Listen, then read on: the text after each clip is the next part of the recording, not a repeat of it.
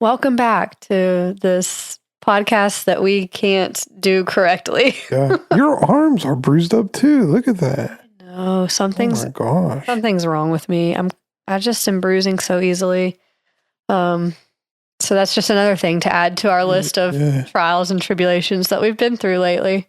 Our audio doesn't work, which is, well, you were sick first. That's why the episode got delayed Yeah, originally. this episode was already delayed once because I was sick. I'm still sick. Probably You gonna be were coughing sick through this episode. When we tried to do the episode again, but We just recorded powered through it. Yeah. We recorded this episode. Well, I wouldn't say recorded. And we thought we did. We hit record on our machine, and then then Shane we went to did edit, the and there entire was- episode, and then I imported it into Pro Tools, and the audio wasn't there. Yeah. So, So we're trying it again. yeah. I don't know. I'm going to freak out if it doesn't work this time. That would be nuts. If it doesn't work this time, we're just yeah. going to be done, I think. Are we going to talk about your bruises because you've been sick for what, 12 days now? Yeah, I've had like a And- sinus infection. I've lost my voice on and off. I have a cough and I'm covered in bruises. So if anybody knows what that Yeah. means, I think feel the free to bruises are comment. unrelated. Let me but know. Yeah, that's probably a separate I health noticed issue. I like don't your know. legs today are covered in bruises. And then I Yeah. just saw whenever you lifted up your arm that your arm is your other arm like that?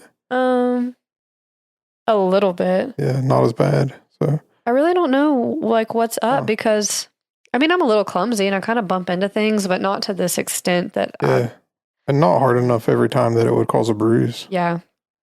I mean, like I take a baby aspirin every day, but that's not like a actual blood thinner. It's not a full on blood thinner, so I don't think I should still be bruising like this.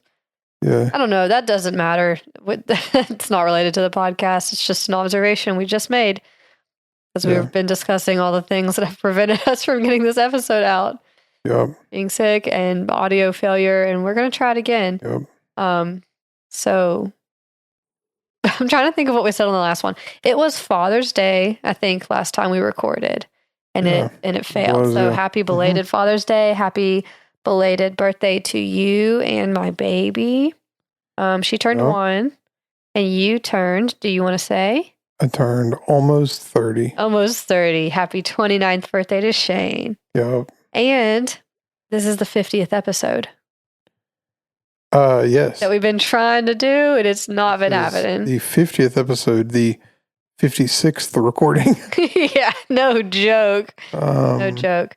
Yeah. And then so, also it's summer. Like I'm on summer break from teaching, and that's been Oh. really fun so far. you've been sick the entire time. Genuinely, I Oh my lost my God. voice the second to last day of school, which usually I lose it at the beginning of school in August. This year I lost it at the very end, and I've been sick the whole time, but we're still having fun. We've Yeah. gone on boat rides, we've gone on hikes. Dirk and I have gone on a couple of dates. We had the baby's birthday party. It's been fun. I did get some antibiotics. Hopefully that'll Good. get rid of this, and then I can figure out why I'm bruised. But I don't know. I don't know what's have been going on. actually been dodging getting sick. So, oh my gosh. Yeah, I'm going to be coughing. Sorry. Yeah, you did that last time. Yep. But But that audio is a gone. few weeks ago, it's not gone. It never existed. Yeah. Yeah. So- We don't know. My boss, the owner at work, the owner of where I work, got pretty sick. And I thought that I was catching it for a day. Like I woke up kind of cruddy. And and it was so funny. For like 2 days, he has to deal with customers and stuff all the time. So like he masked up, like he was feeling bad. And he just didn't want to get anybody sick. And I asked him how he was feeling. He's like, I feel awful. And then over the weekend, I came back on like a Monday and I thought that I was getting whatever he had, because that's usually what happens is somebody will catch like the flu or something. And then it just spreads And around. Everybody shop. gets it. And usually what happens is like somebody will get it and then somebody else and then somebody else. And then like, so it's never everybody all at the same time. Yeah. That happened once. Somebody came in with the flu, everybody got it all at once, and we were all sick for like a week. Did you just have to like But power through because everyone I was just sick? sequestered myself in my office Yeah. and like didn't talk to anybody. But I felt cruddy one day, and I was like, I think I'm getting what you had, and he was like, it wasn't that bad. I was like, oh my gosh! I turned out I didn't get sick. then you were sick, and we tried to record the podcast. I didn't get sick from you. Mm-hmm. And then somebody else at work, I think, was sick for a little bit, and I dodged that one too. So I'm hoping I dodge everything and I don't get sick. And yeah. So strong immune system. Yeah, I believe in it. I'm trying to wheel it away. Like, yeah. This was really random of me to get sick at the start of the summer. Yeah. Like, I don't know what happened. Sucks too, because like you were all excited about having all the time off, and like you'll have so much free time in the summer. Yeah. You don't have to do anything. It's been And then you okay get though. sick, so. Honestly, it hasn't been too bad, except for when it first happened and I canceled the first time. I was feeling pretty bad, and then last night I felt awful. Like my face was hurting so much, and like there was so much pressure in my head. But I'm doing okay today. I just got this cough. It's annoying. Yeah, I had sinus pressure for all of like 8 hours. Yeah. And yeah. All right, let's move on. People don't care about us being sick. Okay. It's fine. Hidden in the Appalachian Mountains, small, pale, and only emerging at night, is a race of human beings that remains mysterious to Hannah. this day. Sorry. Okay. This is Got Country you. Roads Creeps. And we are going to try so hard to get through this episode and get it posted. Yeah. I don't know what we're going to do if this one doesn't work. This also has potential to be a shorter episode because I've already told you all this once before, and I don't have like the same questions to ask you because you've already heard the story. Well, so the good news is, I number one don't remember, Oh, that's good. and number two didn't really pay attention that close. Perfect. Perfect. So go ahead. Today we are talking about the Moon-Eyed People. Last time I said, ever heard of them? And you said no. But now you have to say yes. Because you have heard of them. I've heard of them once maybe. Before, about a week ago. Vaguely remember something about that. Yeah. All right, cool. Well, since you don't remember much, let me refresh your memory. What I should have said, like I really haven't heard about them. I've seen like various YouTube videos where people will talk about like Moon-Eyed People, like mention them in like different little things. Yeah. But I haven't really ever heard anything in depth about them. So besides what I told you last time. yeah, but as when you get into it, I'm sure it'll jog my memory. But I probably, if you ask me right now to recall one fact, I would say something about the Cherokee Indians. Oh, that's where I'm starting. Good. Yay. Okay. So these beings do come from Cherokee folklore. Yep. They're not cryptids, monsters, spirits, demons, aliens, or any type of creature like that. But they're allegedly another race of human beings. Okay. So it's not a cryptid story. They're described as being very small. What? You're already starting. What? What are we laughing at? I don't want to say. Share with the class. I don't want to say. Say it. I've Something you're going to have to cut out. No, but I was going to say the first thing. Oh my gosh. First thing that came to mind, you said it's another race of humans. And I was like, oh, Democrats. What? But then if you're a Democrat, then I would say, oh, Republicans. So that way everybody can laugh at it. Yep. No matter who you are. So yeah. All right. They're very small. They have bright white skin, huge blue eyes, and beards. Oh, so not Democrats. I was like, okay. I didn't think about this last time, but they're described as being bearded, Yeah. but there was not really any mention of like male and female moon-eyed people. Huh. Like, are there not girls, or do the girls also have beards? I hope they have beards. Right? I didn't think about that last time. Bearded ladies. Yeah. There are some out there. Yeah, there are. Nothing wrong with that. Yeah. I just didn't think about it. So, I don't know. They're called the Moon-Eyed People not because their eyes looked like moons, but because they were nocturnal and they could only come out at night to complete their tasks like hunting, fishing, that kind of stuff under the moonlight. What? I don't know what's wrong with this. Last time I don't remember having this many jokes, but Well, maybe it's good that we had to redo you it. said the Moon-Eyed People aren't called that because their eyes look like moons, And I thought, it's because they're made of cheese. It doesn't even make sense. Because the moon is made of cheese. That does not make sense. Somebody would get that. Boo. The moon is made of I cheese. wish we had the boo And sound they're effect Called pulled the up. moon-eyed people because their eyes are Boo. made of cheese. It's not pulled up. Okay. Let's see. Their eyes and their skin were too sensitive to sunlight, so they had to stay in caves or be underground during the day. And they're said to have lived in the Appalachian Mountains from North Carolina to northern Georgia. There may have been some conflict between the Moon-eyed people and the Cherokee, which led to the Cherokee driving them out of the area or possibly pushing them back underground or into the caves for good, which is why we don't see them anymore. Okay. They've like gone into hiding. Right. So here's one theory of how the Moon-eyed people got to the area. I'm going to tell you in a minute why this theory doesn't quite work, but we can hear it just for funsies. We love it. Mm-hmm.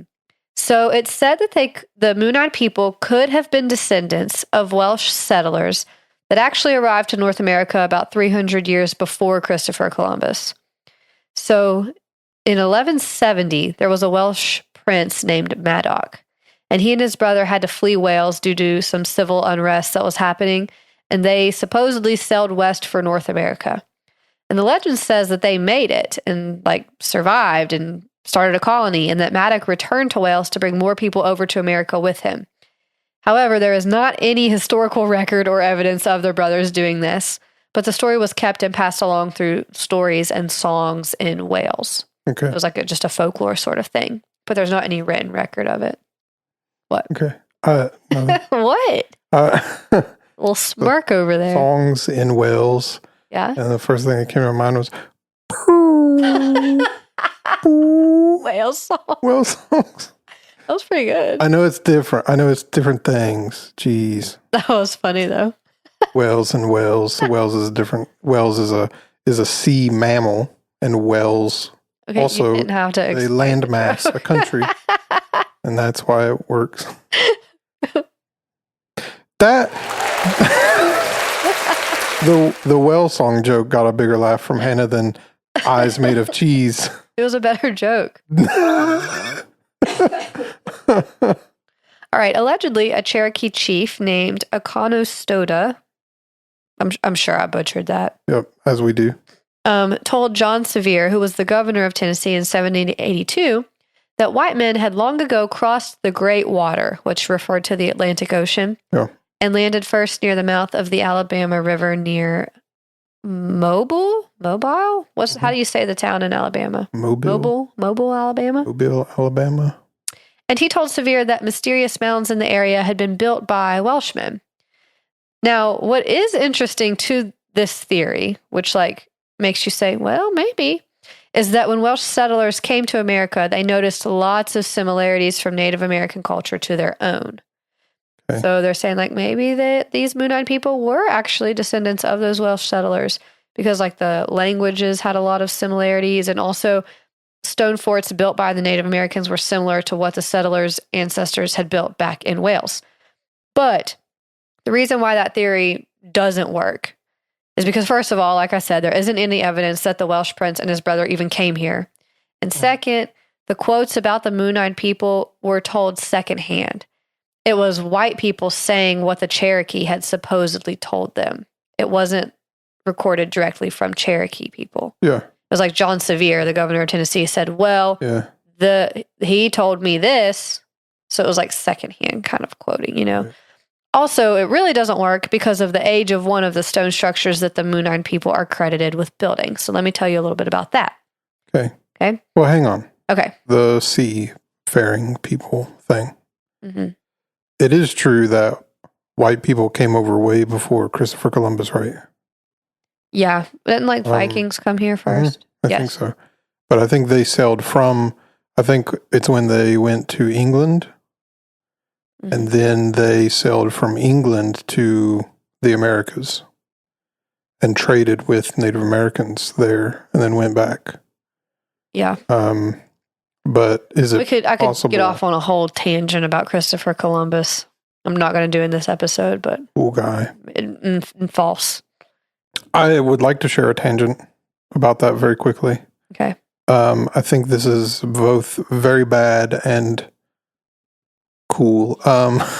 In Okay. like the worst kind of way.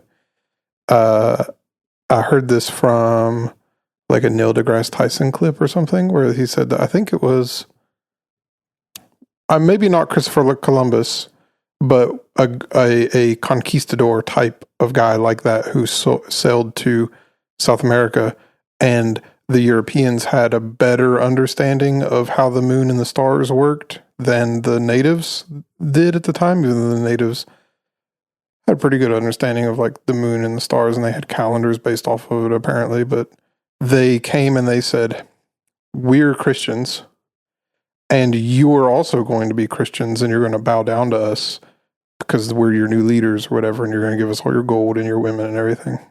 And they said, "Nope." And they said, "Okay, our God, our Christian God, is so much better than your whatever God that you have, that if you don't bow down to us in 3 days, however long it was, he's going to turn the moon completely red, and then, or he's going to like blot out the sun, whatever it was." And an eclipse happened.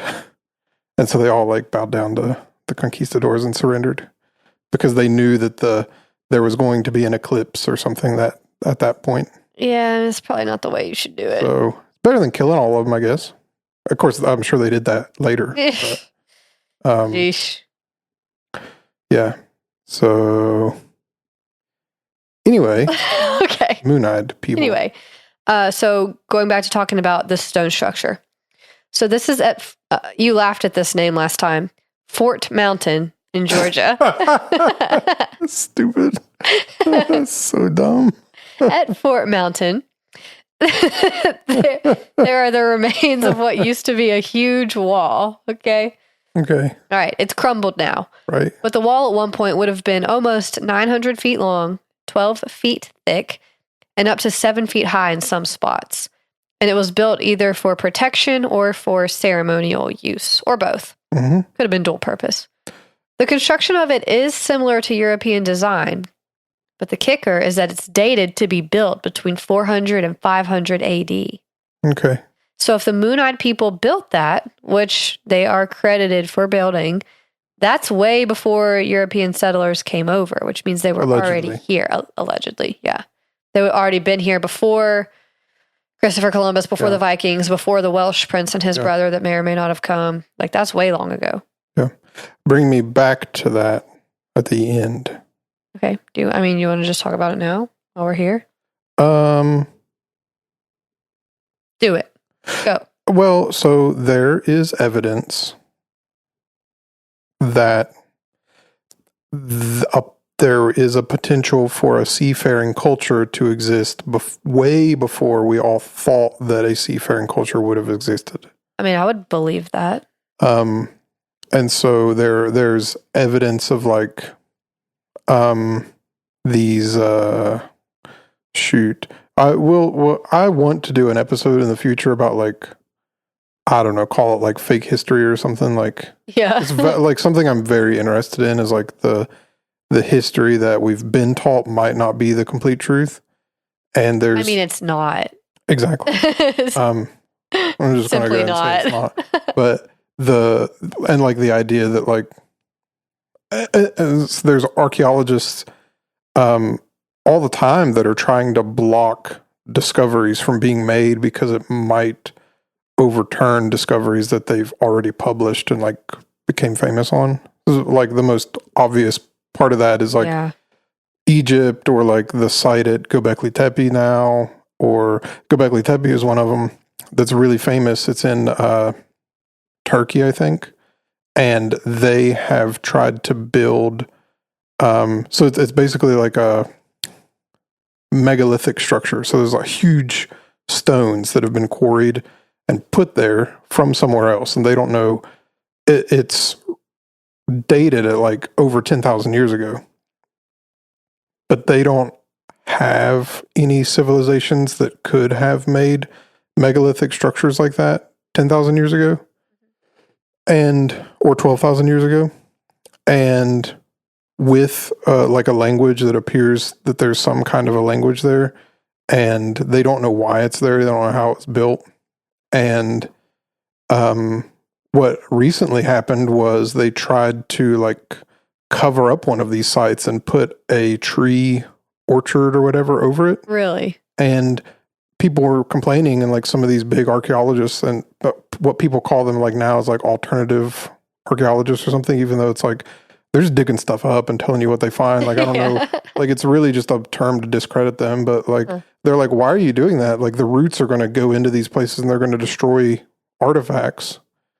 And what it appears, not that it necessarily is, but what it appears like is that they're trying to destroy evidence that something existed before they said that it could have possibly existed.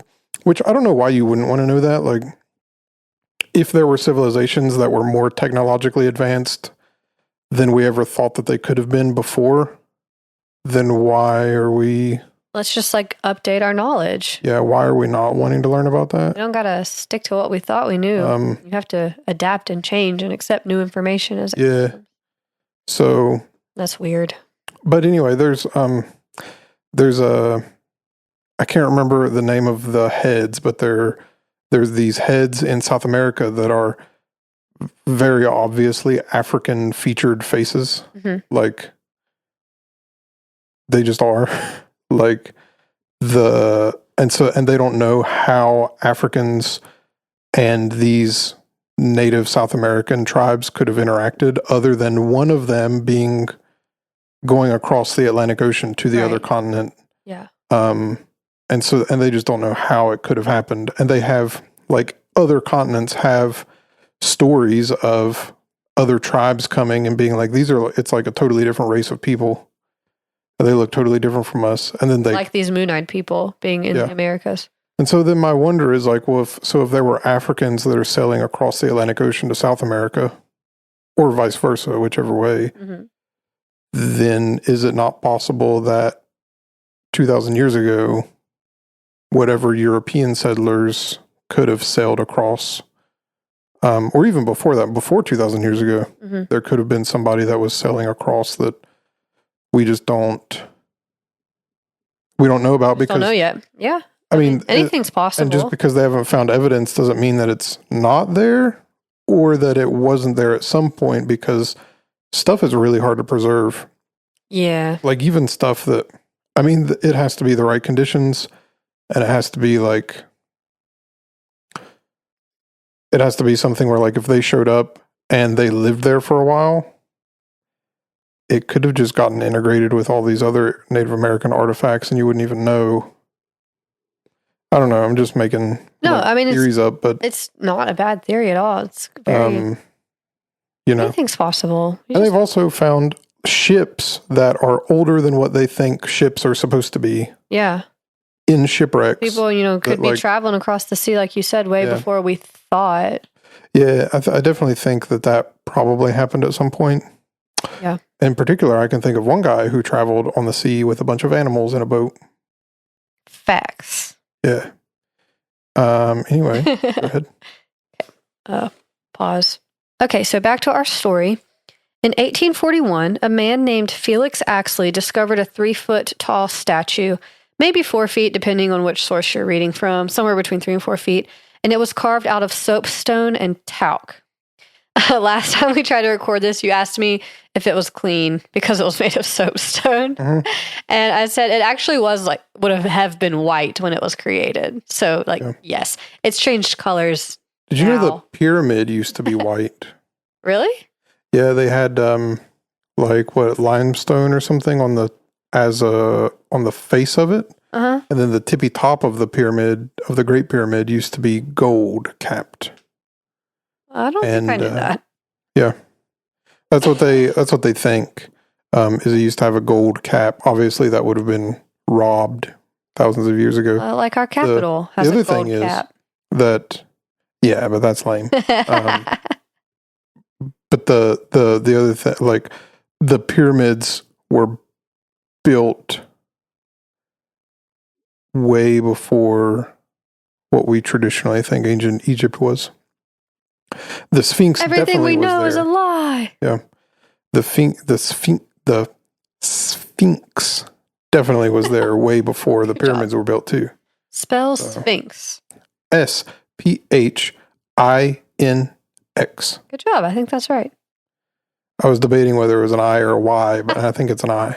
Sphinx. I'm not sure. I think it's an I. Let me look. You're going to Google it, yeah. Prove me wrong on the podcast. It's been done before. I think you're right. I'm right, as usual. Good job. I might have gone Y. That with the Y is the hairless cat. Aha. Okay. Yeah. Now we know. Hairless cats are kind of scary. Oh, they're different. Yeah, I definitely don't mind a hairless cat. Like if I was going to pet one or something, I wouldn't want to wake up in the middle of the night and see one. Oh my gosh. I was listening to one of Creepalach's episode where they interviewed Tim Bledsoe about the Natalie Cochran case. And the host JD has hairless cats at his house. And so while they're doing their episode, Tim Bledsoe goes to take a bathroom break and he comes back and he didn't know that he had hairless cats. And he was asking him, "Do you have hairless cats?" And he said, "Yeah." And he said he got so scared. It was good he didn't have his gun with him because he would have shot him. JD was telling him, "You better not." He loves his cats so much. And it was hilarious. That's a good podcast. Yeah. Okay. So Felix actually found this statue. He had just bought this land and was trying to do improvements and stuff to it and was digging near a riverbank, and that's how he found it. So it shows two beings with flat heads and flat faces and round eyes, and they're described as possibly being conjoined or just standing close together. For the pictures that we saw that we looked at last time, to me, it doesn't look like they're conjoined. I think they're just that's what we decided. They're close together, carved in the same piece of stone, but yeah, I don't think they're meant to be connected. They're just depicted together. The statue itself is almost 400 pounds. It would have looked more white at the time, but the color has changed since it was created, obviously. And it is on display at the Cherokee Historical Museum in Murphy, North Carolina. I'm going to show you the picture again just to refresh your memory, and this will be posted. So this is the heads. I remember last time I thought it was more like it just looked like they were trying to make people carvings. Yeah, okay, so that's a good point. We talked about how they just didn't have the tools to make a really good we're not talking about Michelangelo here. If you and I tried to draw two people and then our drawing is found look like that, yeah. 400, 500 years from now. Oh, yeah. It's going to look like aliens. Yeah. And these kind of look like aliens because of the head shape. So it could have just, I don't know, maybe this is a perfect representation of what a moon-eyed person looks like. Yeah. Or maybe it's just a statue that somebody made and it's how it came out. If so, they have excellent complexions. Yeah, it's very smooth. No, I think it's a very common case of misidentification where they find the guys on the Ancient Aliens show on the History Channel, like that guy with the hair. The aliens. Yeah. That guy. Yeah, the guy with the hair. Soukalos is his name. Which I don't know why you would trust a Greek anyway, but I'm kidding. Shame. That's a joke. Cut that out. Say things like that.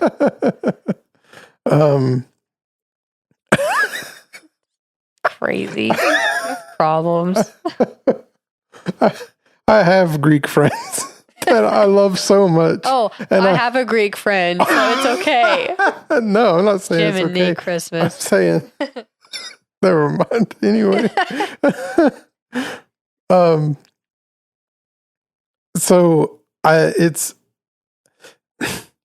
those guys will find these artifacts and they're like, this looks like what are you laughing at? You saying crazy stuff. I Get it out.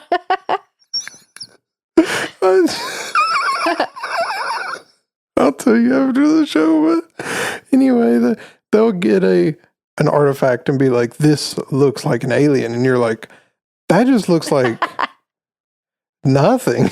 It looks like, it looks vaguely human shaped.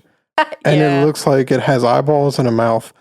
And they're like, it's a depiction of an alien. It's like, that's a depiction of nothing. Like, that could be anything. That's something that just somebody made one day for funsies. Yeah. Like, it's just, I don't know what to think.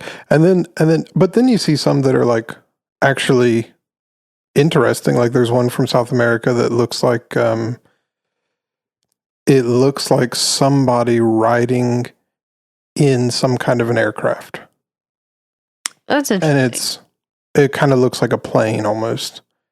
And it makes you wonder, like, time travelers. Is this somebody making, well, maybe not that. Maybe it's Amelia Earhart. That's where her plane went to 2,000 year ago Maya culture. Went through a portal and time traveled back. Maybe.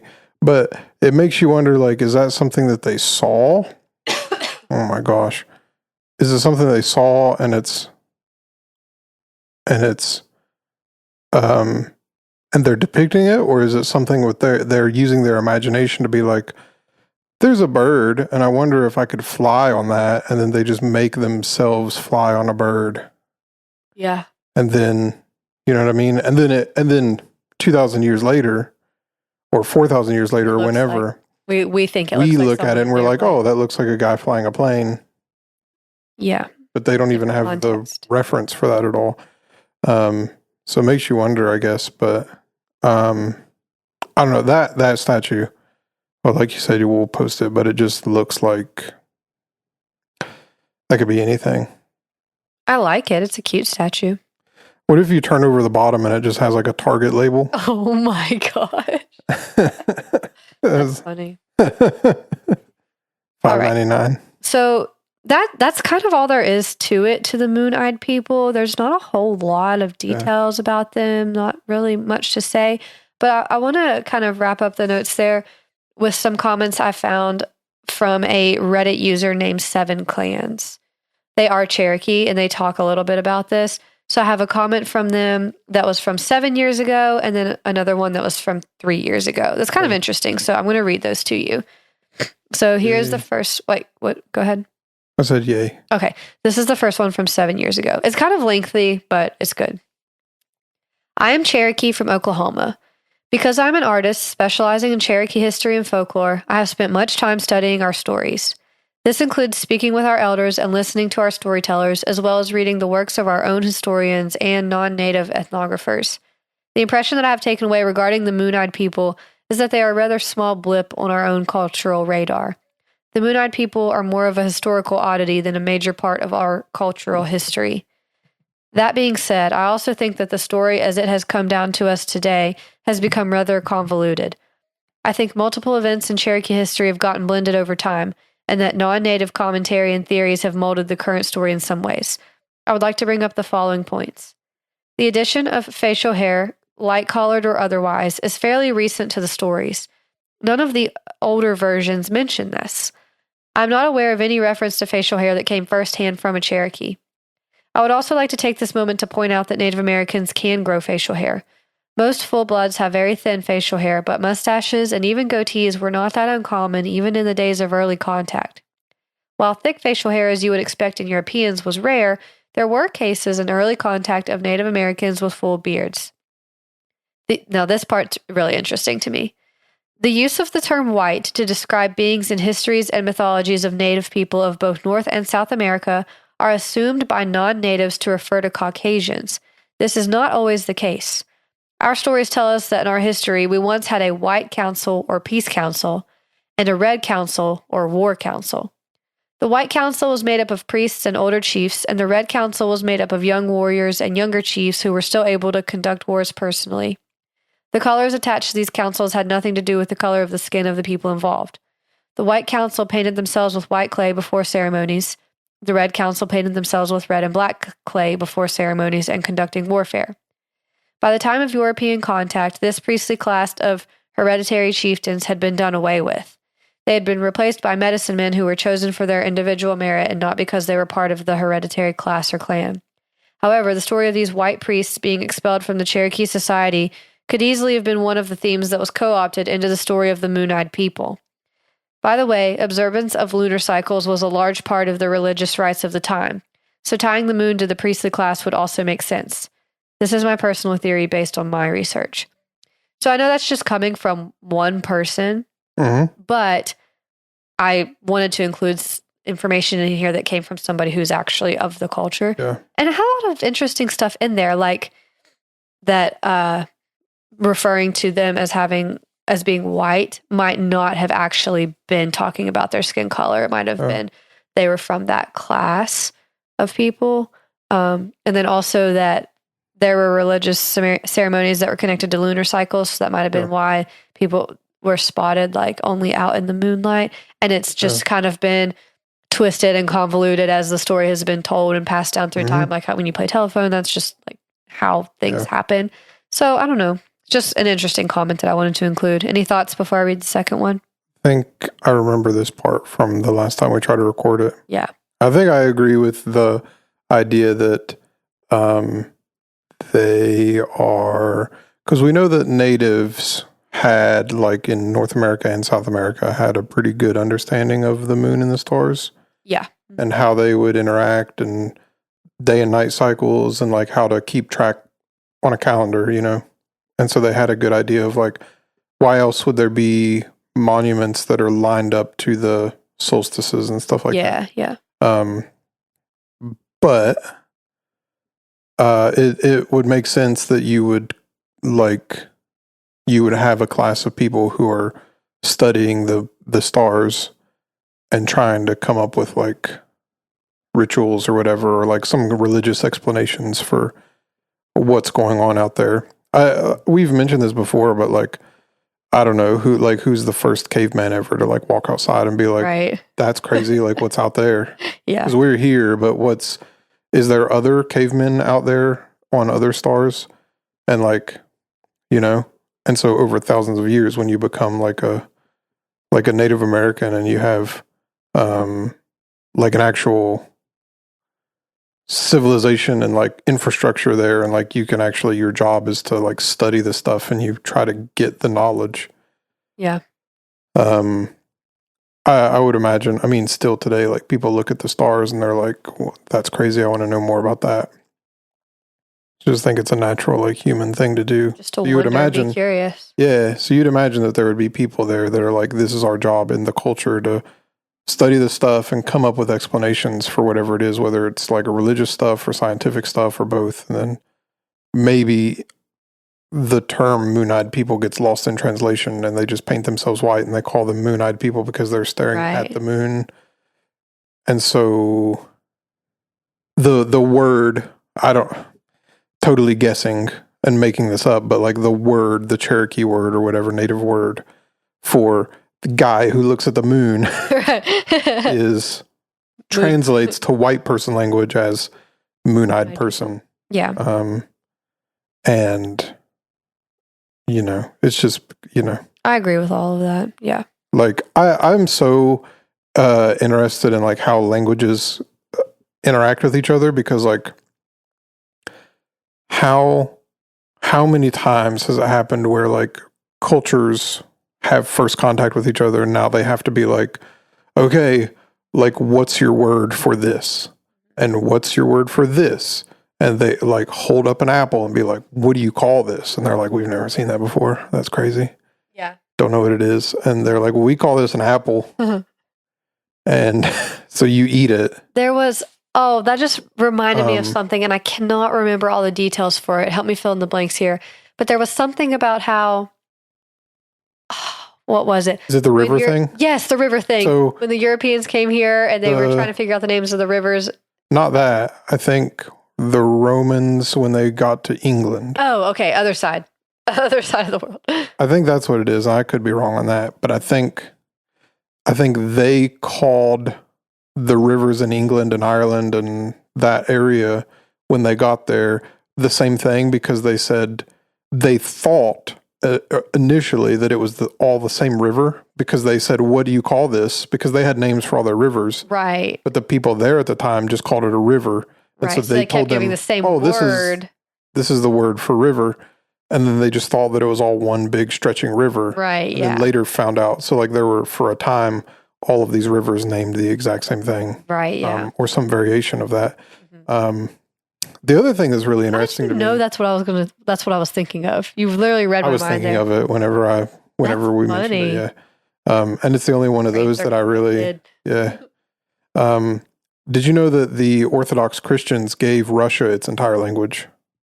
No. When Orthodox Christianity was spreading throughout Eastern Europe, and this is kind of one of the reasons the biggest branch of Orthodox Christianity is Eastern Orthodox and Greek Orthodox and stuff, is because the Greeks were Orthodox at the time, and they had a written language that was roughly phonetic, I guess, or maybe completely, like, I don't know all the details on their language, but they had this, and their language was based on letters. And when they got to Eastern Europe and like the Russian tribes at the time, they didn't have a written language, and so that's why Russia uses the Greek characters, because they had to go there and they're like, well, we want to give you the Bible. How do we translate? And they're like, we don't have a language. We just talk to each other. And they're like, okay, well, so they figure out, they translate the words, and they're like, okay, well, that sounds like it's spelled this way. And then they gave them the Greek alphabet and just phonetically spelled out all of their words using the Greek alphabet. I did not know any of that. Yeah. Wow. So it'd be the same thing as like if we went to China and like China didn't have a written language and they just spoke Chinese or Mandarin. And then they were like, I don't know, like you say hi in Chinese or in Mandarin, ni hao. And you're like, okay, well, it sounds like Neehow, and that's how you spell hi in Chinese now. And we just give them English letters. That's basically what the Greeks did to Russia, and gave them their alphabet and their written version of their language. What would become Cyrillic, I guess. And I'm sure somebody can fill in, I don't know, somebody will listen to this and be like, I'm actually a language expert, and you got that totally wrong, and this is actually how it happened, and it was this guy in the year, blah, blah, blah. It's like, I don't care, they're Russians. We'll make a correction in our next episode, like we always do. Yeah. I have a correction to make. Actually, I'm going to double down on being wrong. You love to do that. It's your favorite thing. You love it so much. Yeah, but I like language like that. Yeah. It's interesting and cool. Yeah. And it kind of has worked out that we had to re-record this because you've thought of interesting stuff that didn't come to you the first time around. And I've learned more since doing this from you. Mm-hmm. That's cool. All right, I'm going to read the second comment. This is, again, from the Reddit user 7clans. This comment was on their account from 3 years ago. I would like to begin by explaining that I am a Cherokee artist from Oklahoma and that I have spent much time studying our history and culture, so I feel that I am qualified to comment on this topic. Most of the facts listed as part of the story of the Moon-Eyed People in its modern form is an urban legend embellished by non-Cherokee. First off, the story of the Moon-Eyed People was not a major part of Cherokee history or culture. Instead, it was more of a historical oddity mentioned in passing. The only information about the Moon-Eyed People to come directly from Cherokee sources was that when the Cherokee people arrived in the area, it was already inhabited by a group called the Moon-Eyed People. They were called the Moon-Eyed People because they came out at night and not during the day and could see better at night. They violently resisted the Cherokees settling in the area. Oh my gosh, get it together. Sorry, cut that out. Nope. The Cherokees succeeded in driving them west out of the area. Only one Cherokee source mentions them being small in stature or pale-skinned. That source was quoted secondhand by a non-Cherokee, so we have no idea how good the translation was. All the other details of the story have either been embellished by non-Cherokees or appropriated from other Cherokee stories and attributed to the Moon-Eyed People. The building of many of the structures in Georgia and Kentucky and the long, protracted battles before driving their enemy to the west actually were attributed to the Cherokees' historical enemy, the Shano tribe. Not Shano. run by me. Shano or Sano? I have it written two different ways. But either way, they're known today as the Shani tribe. Me. The Shani tribe. Yep. Shane's tribe. Yeah, so basically this is one of those episodes where it's like, here's this story, and it's not really real. And it's not really, it didn't really happen the way that it is told today. Sorry. Yeah. There you have it. Oh my gosh. And it's crashing. I'm trying to get as far here. away from the mic as I can when I have to cough. I'm sorry, guys. So the story is that the Cherokee showed up and they were already there. Yes. And that part sounds like it was maybe true. Yeah. So, and then they went to war and then they killed them and took their land. Possibly. Okay. Maybe.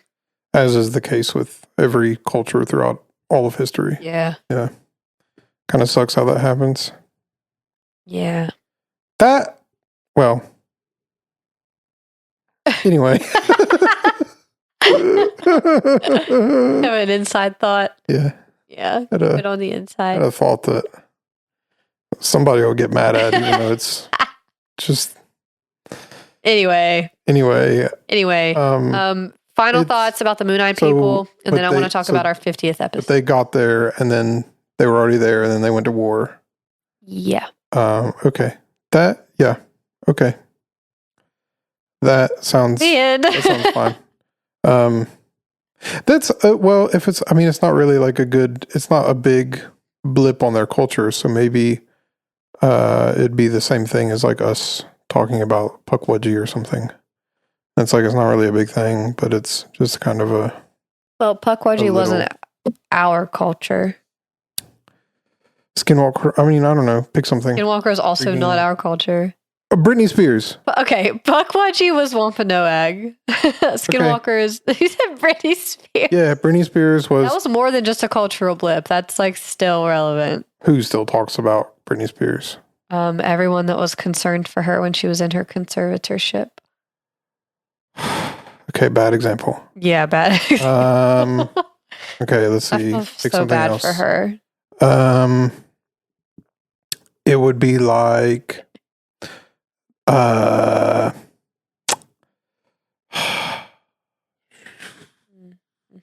I'm trying to think of something.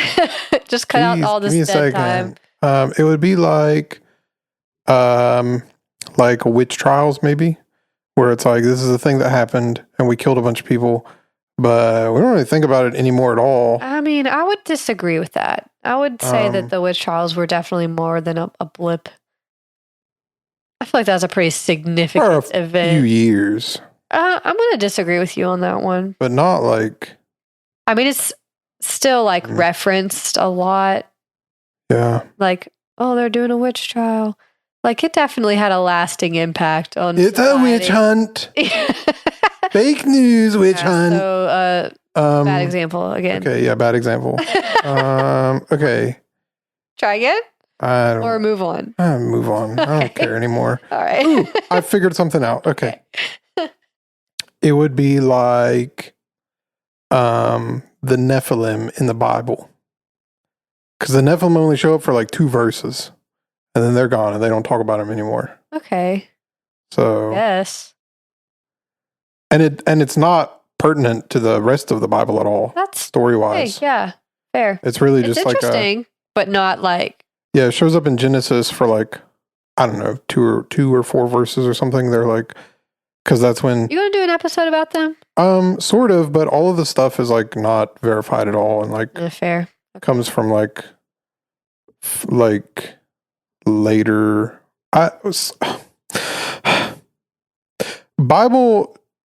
Bible books are odd because the ones that we have that were decided to be canon are all written in the time that you would expect them to be written. So like all of the Torah stuff was, I'm pretty sure it was the Torah. So like first 5 books of our Bible in the Old Testament were found in like the Dead Sea Scrolls. And then you've had all of like the prophetic stuff. So like all the books of like Ezekiel, Daniel, Isaiah, Joshua, all of those, I guess, are from other like scrolls and stuff that have been preserved. The stuff from the New Testament, from what I've seen, the best versions that they found and the oldest are pretty much from the time that they've around when those events were supposed to be happening. So like during Jesus's lifetime or like shortly thereafter. But there's plenty of books like the Book of Enoch that I think the best that they can come up with was like written a few hundred years later. And the book of, I think it's the Book of Mary Magdalene or something, was like a totally like just made up like fan fiction kind of thing that somebody wrote like 1,000 years later. All of this stuff. And so like there are all kinds of like lost, quote unquote, lost books of the Bible that people talk about. And they're like, oh, but this thing says that. And it's like, yeah, some dummy wrote that as like a fake thing. Like that's not something that it's not something that you would trust as a source for anything. So, but like all of the stuff that's cited on canon is like pretty trustworthy. And by pretty trustworthy, I mean 100% trustworthy. So, but yeah, but Nephilim. I was gonna say I don't remember why we started talking about that. Nephilim come up, I think, in the Book of Enoch. Maybe I could be wrong. The Book of Enoch talks about all this crazy stuff, like supposedly dinosaurs and all this stuff about angels and all this stuff about like creatures and stuff like that. And I think Nephilim are lumped in there and like all this stuff. And it's not really verified stuff. And I think the earliest translation of this that they can come up with is like from a few hundred years after the rest of the Bible was written.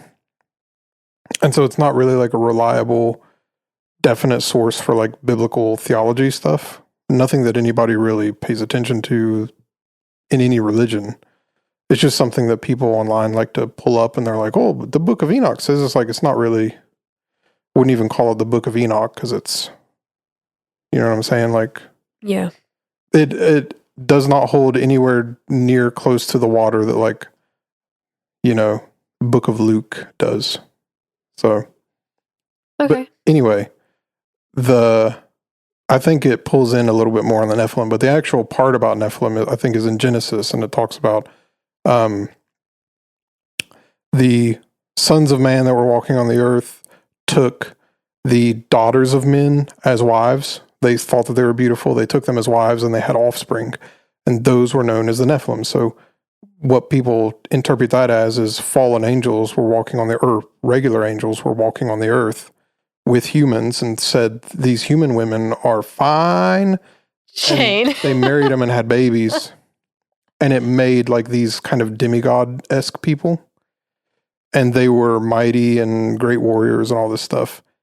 And then like the very next thing is God saw that the world was so wicked that he killed everybody. And that's like the very next thing. So, yeah. So we got on that subject because you're saying the Nephilim is a small part of our we don't really think about history. It. And it's not really pertinent to the rest of the story. Like, that's fair. Okay, good example. Yeah. Third time was the charm. Yeah. You did it. Yeah, thank you. You're welcome. There's all kinds of stuff that are like in the Bible that people like to harp on and pay a lot of attention to that aren't really like this is not a salvation issue. If you're really going to get down to the nitty gritty of it. Yeah, like that stuff. Or like, I don't know, like people like to talk about like, oh, well, was the creation story, was it 7 literal days? Or was it like actually they're using the word day and like it says in the Bible that a day is not the same day for us. Yeah, a day is like 1,000 years for God. It's like, who cares? It doesn't matter. It doesn't matter. Like you're not going to get to heaven and they're like, oh, one last test. Yeah. Was it a real day or a different day? 24 hours or was it 1,000 years? Yeah. And then like if you answer wrong, they hit the trapdoor button and you go down. Like it's not going to happen. Yeah. So, I mean, you know. Yeah, that's not like one of the important things that Jesus tells you to do or believe. It's like, oh, do you really believe that, I think it was actually, it might have been the character in Genesis, Enoch, that he walked with the Lord and then he was not. And he said God just took him up. Character doesn't feel like the right word. The human, real person. The real person in the person in the Bible named Enoch, that I think it was that one that they said he walked with the Lord and then he was not. And then they say that God just took him up and he didn't actually die. But it's like, is it really a big issue if you don't think that he actually didn't die, or like probably not? Do we think that Elijah was carried away in actual real chariots of fire? It doesn't really matter if you believe that or not. Like you're really grasping at straws if you're like, you need to believe this literal interpretation of the translation of this. And it's like, skip ahead a few books. How about that? Start it. All right. Anyway, this is the religious extremism part of the podcast. So I don't know if I'd say that. So actually, I mean, the way I've been talking, religious moderatism. Yeah. I wouldn't say extremist. But next podcast episode, I promise to be more extreme in my religious beliefs. Please don't. Just say the truth. There are some. Say what we believe is the truth. Bible stories that we've talked about. I want to do in the future. Like Job is an interesting one, and Elijah is an interesting one. There's all kinds of stuff that's interesting. That's scary. Like, yeah, kind of like cosmically horrifying stuff in the Book of Job. So. Facts. Anyway, it's the 50th episode. Okay, 50th episode. We did this the last time we tried to make this. I said I had thought it would be fun for the 50th episode if we kind of like reminisce and reflect back on what we've done so far and say what our favorites were, what we enjoyed, if there was any you didn't, anything like that. So I'll just start this time. I think I let you start last time, but I was going to tell you to start. I've talked a lot this episode. The episode that I am the most proud of. English teacher, Hannah. The episode I am the proudest of, there we go, that I have done. Good job. Was Amelia Earhart. Reminds me of, what's that? The thing I learned in boating school is. The thing I learned in boating school is Amelia Earhart. That was my favorite one that I've done just because I put a lot of work into researching that and like I had good notes and I just thought I did a good job telling that story. I also enjoyed I really like my ones that are in Appalachia. So the Trans-Allegheny Lunatic Asylum, the Moundsville Penitentiary, Lake Shawnee. Like I just like telling those were bummers of a story. Sad, but I like telling it because I think it's important to know the history of those places. Like I don't want because it's, this is a good attraction to go to at Halloween. It's fun. It's scary, blah, blah, blah. But I think it's important that people know the history of what happened in those places was not a fun Halloween event. It was real people that were affected. So I like telling those stories, not because I enjoy that they're sad, but just because I think that history is important. One of my favorites I've done was the Pukwudgies, just because I think they're funny and cute and silly.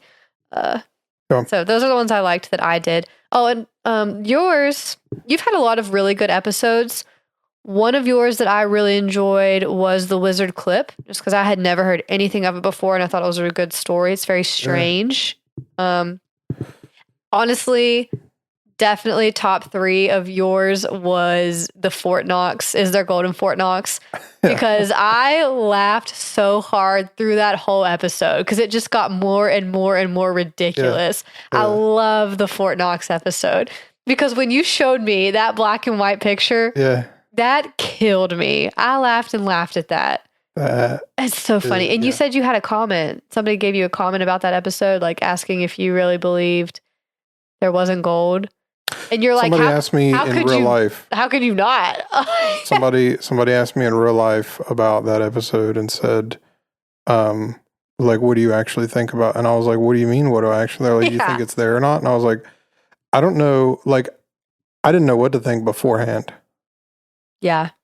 After doing the research and how like unwilling the government is to show the gold, it makes you like, how could you have to question it? You have Yeah. to be like, why Whether are or you not all you making believe, it it's like, so hard to believe you? how could you be presented all of the information and Yeah. just be like, They make it they're really telling us hard the to truth. think that the gold is still Yeah. in there. They're so That's- sketch. that happens so often with stuff. I know people don't want to believe in like conspiracy theories because they're like, oh, you're just being a conspiracy theorist. But it's like, there are so many things that are like, how could you look at the evidence and not walk away with some kind of a question about it? Yeah. And not like, I mean, I'm not trying to say like, oh, we're just asking questions. It's like, but at the end of the day, it's like, Weird. It's creepy. explain. Like, Explain yourself. ask the U.S. government to explain itself on this thing, and they're like, and they're so unwilling to even try, Yeah. and not just unwilling to try, but they put effort into making it seem like there's something they're trying to hide. It's like, it's so weird. So, you know, it's just like, yeah, That was a great episode. I also like with this Epstein stuff. yeah. Yeah, I also really liked your cheese tunnels. Yeah. Cheese caves. I like my favorite episodes to do are the ones that I get to like make fun of the whole time. Yeah. So, Okay, so- because the cheese tunnels are kind of funny and weird. Hmm. Fort Knox funny and weird. The most recent thing that I did on the Banana Wars thing, The Banana Republic. Republics, I didn't know any of that. I get to like- make fun of that so Yeah. much. It's hilarious to me. And I really learned a lot from your Um, episodes. Like I don't know a lot of that stuff. So it's educational, informational, entertaining. I think my favorite one that you've done is the Nike people. Oh, the Heaven's Gate call. Yeah. That was a good one. The Nike people, yeah. Nike people. But I knew what you meant because Yeah. that was the significant part. We did the That's- Moon-Eyed people today, Yep. and a year ago we did the Nike-footed people. The Nike footed people. Yeah, that's an interesting story. Very yeah. sad. I want to do another cult. It's just, I don't really know. You know what I really am interested in is Charles Manson. Really? Yeah. But I listen to a podcast. Sometimes what I do is I'll go fishing and I'll turn on podcasts. I listen to one, they covered like his entire life story in like the first episode. It was like a 3-part thing on Charles Manson. And the whole first thing was like an hour and a half on his life. And I was like, God, get to the killing. Oh And my so I skipped gosh. and I went to the second part and we were there. But apparently there was some MK Ultra involved with Charles Manson. Oh, really? Yeah. Pretty interesting book written about that by a guy that I don't know the name of, but yeah, I think that one is my favorite of yours, especially like I clipped something and it's on our social media. If you scroll back far enough on our reels of where she, like the two met up and she said that she did like his tarot card reading and said that they were supposed to be together forever. And you were like, I was like, if a girl ever says that to you, others says that, run. run. Oh, we should try to. I forget about telling you like when to clip stuff because that was really funny. And then also during the Amelia Earhart, you had the thing about the gypsum salt and the Epsom salts that you clipped. Oh my gosh, I laughed and laughed at that. That was so funny. Yeah, gypsum. I think I cried. I was laughing so Open hard. the gypsum mine, and I was like, yeah, for your feet. I was like, no, Shane. That was. You put your feet in gypsum. What's your favorite of yours? Favorite of mine? Yep. Probably the bananas. Or I like the catfish one. Yeah, way back in the beginning. Yeah. Anything that I can make fun of. I like making fun of stuff. I'm sure people can tell. And like, I don't know. I like stuff of yours. You don't like it when I just Make fun of completely me. make fun of your entire episode of like how ridiculous some of the stuff is, but That's fine. it's, for whatever reason, it's in my brain of like how Entertainment. my brain works is just like how could I possibly make fun of that? And so, Yeah. but like, well, like today, the cheese-eyed folks. But yeah, my favorite, I like Wizard Clip. I want to do more Poltergeist in the future too. Yeah.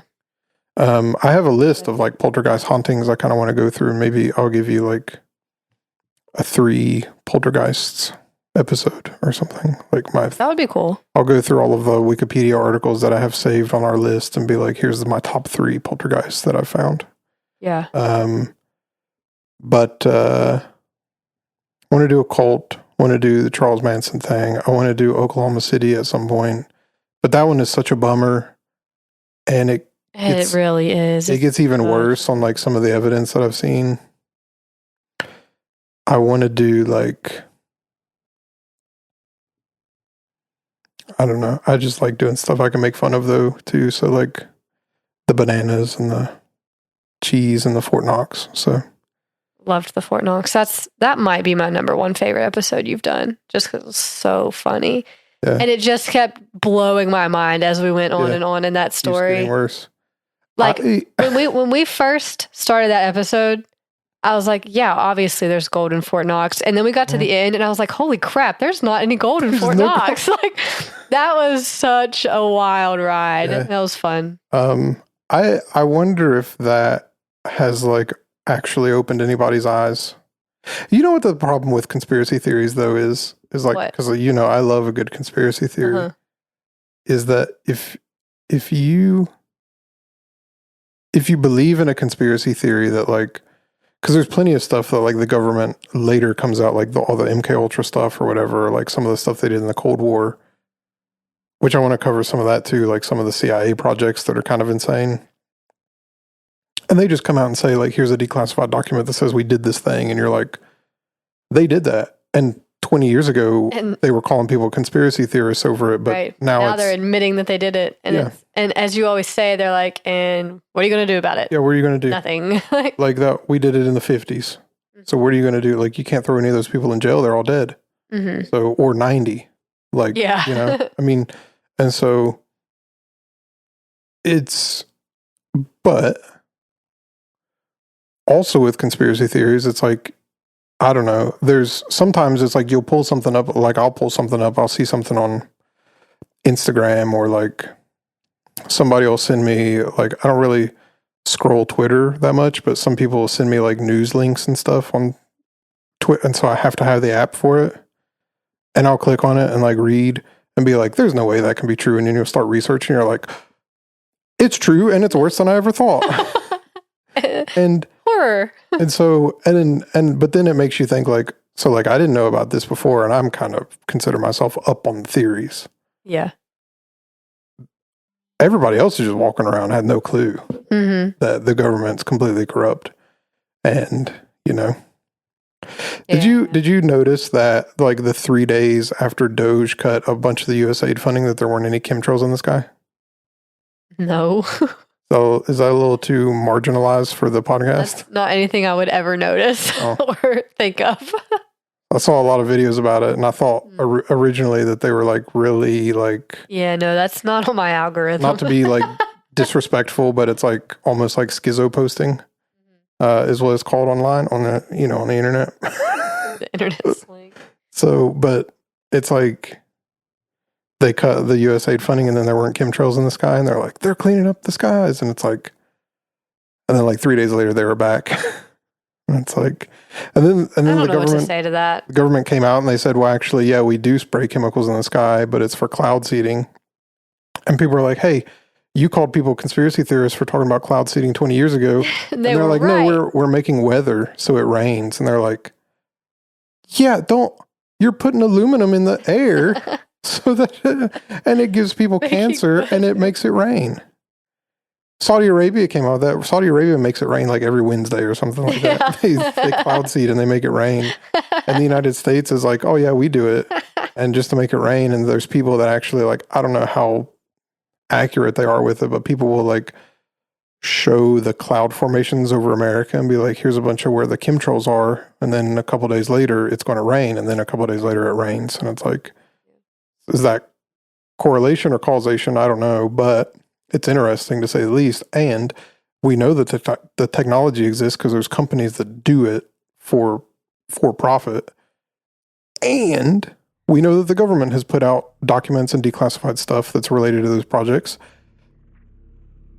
And also, it makes you think, like, maybe all these people who are conspiracy theorists about DARPA, maybe DARPA's making weather to make hurricanes and wherever so that they can control the population and make everybody bow down to the New World Order. Who knows? Okay, this is getting a little out there.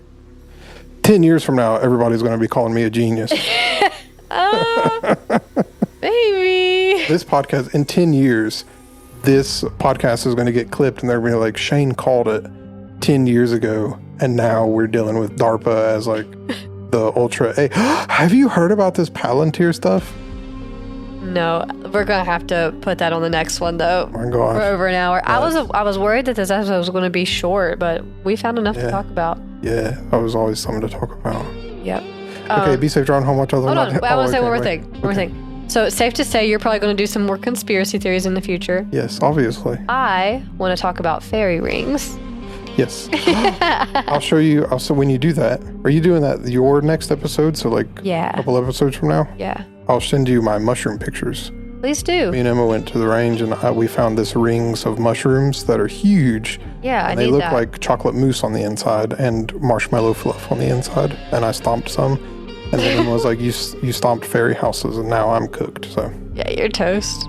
Yeah, I'm toast. So all right. Thanks for listening. Thanks for sticking around through this absolute train wreck of a podcast that we're trying to do. Not just this episode, all just of them. Just in general. I just meant like from the beginning, this is a train wreck of a podcast. But we're here. We're having fun. Hopefully you are too. Nobody's having fun. Yeah. Thanks for listening. Be safe driving home. Watch over the not deer. Bye. Bye. Bye.